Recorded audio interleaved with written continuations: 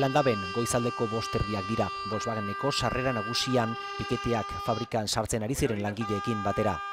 Enpresak dio grebaren eragina saiesten saiatzen ari dela lan txanda guztietan. Hauxe Iruñeko dendak hornitzen dituen azoka nagusia, Merka Iruña duzue, han eta hemen greban dauden langileak.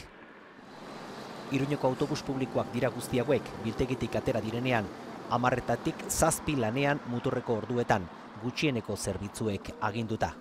Goiz osoan zehar, auzoetatik egotzen ziren langile zutabeak ikusi ditugu Iruñean, hauxe Sanduzelaikoa, poliziak inguratuta igo da zentrora. Eta hauxe erdialdea. Korte Ingles dendaren inguruan, tentsio uniak eta istiluak hainbat unetan. Istiluak ere Atarrabian edo Iturrama auzoan. 7 pertsona atxilotu ditu poliziak. Sabino Kuadra Amaiurko diputatuak eta Espe Iriarte Lab sindikatuko bozeramaileak poliziaren erasoa salatu dute.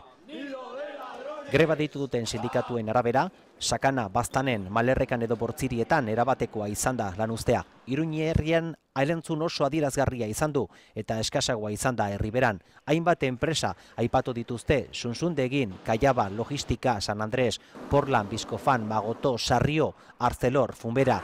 Ereduko ikastetxeak geldituta erantzun zabala Nafarroako Unibertsitate Publikoan.